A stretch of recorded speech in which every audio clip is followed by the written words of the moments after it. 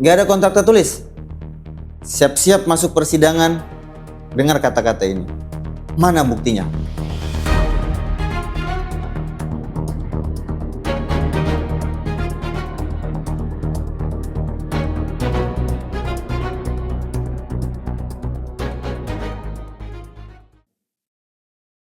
Halo kawan-kawan, kembali lagi bertemu dengan saya, Mas Sakti Esa Jaya, di Bahas Hukum, tempatnya ngobrolin hukum tanpa ribet. Hari ini saya pengen bawa satu materi, perjanjian lisan itu sah atau enggak. Beberapa waktu lalu, saya sempat didatangin sama teman saya. Beliau bertanya, "Bang, kemarin tuh saya sempat ada bikin perjanjian sama teman saya. Cuman lisan, kita itu jualan motor." Ya awalnya saya percaya-percaya aja. Karena dia itu bilang, kita ini kan teman ya. Masih sih nggak percaya sama saya. Tapi kok pas motor itu saya serahkan, orang ini nggak mau bayar bang. Malah ngilang. Kira-kira perjanjian semacam itu sah atau enggak sih bang? Nah ini yang harus kita breakdown. Sebenarnya dalam kacamata hukum, perjanjian semacam ini tuh sah. Sepanjang dia dijalankan berdasarkan ketentuan-ketentuannya. Pertama, perjanjian ini harus dilakukan oleh dua orang secara sadar.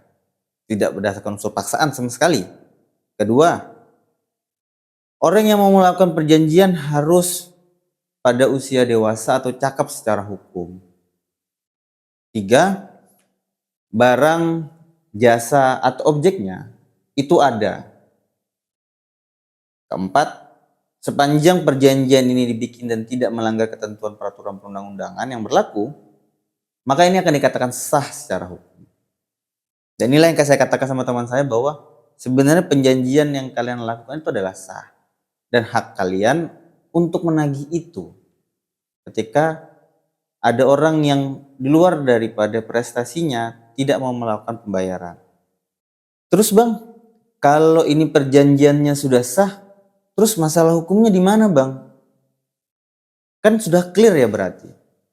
Oh tidak semudah itu kawan-kawan. Perjanjian ini tidak semata-mata ketika dia sudah diucapkan, terus dia langsung bisa mengikat secara keseluruhan.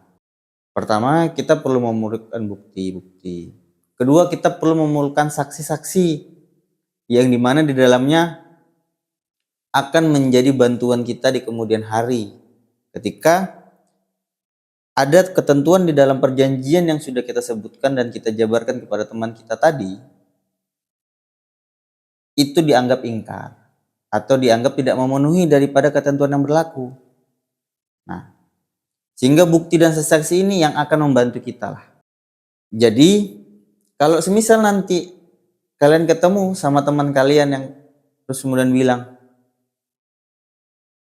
saya kan kemarin tidak bilang kayak gitu. Jadi saya tidak punya kewajiban dong untuk membayar dia. Benar kan? Nah, ketika kita nemu case yang kayak gini, kita bisa punya jawabannya kawan-kawan. Kenapa? Karena kita sudah punya kantongin bukti. Dan kita punya saksi. Apa saja bukti-buktinya? Jadi, bukti chat, arsip dokumen, transkrip telepon, riwayat telepon, gitu. Itu bisa kita jadikan sebagai barang bukti kawan-kawan. Nah itu perlu kawan-kawan pegang semua nanti. Jadi ketika suatu saat muncul konflik, nah ini bisa kita pegang menjadi lampiran. Sehingga saya tetap sarankan bahwa ketika teman-teman melakukan perjanjian lisan, tetap menggunakan bukti-bukti yang ada. Tetap menyimpan bukti-bukti yang ada. Akan lebih bagus sebenarnya kalau teman-teman melakukan perjanjian tertulis atau berdasarkan kontrak.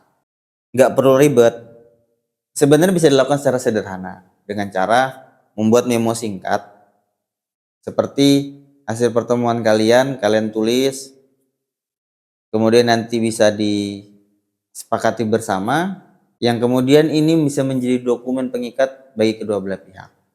Kira-kira itu yang bisa saya obrolkan malam hari ini kepada teman-teman. Selanjutnya kita akan bertemu kembali di ruang bahas hukum, tempatnya kita bisa ngobrolin hukum tanpa ribet. Sekian.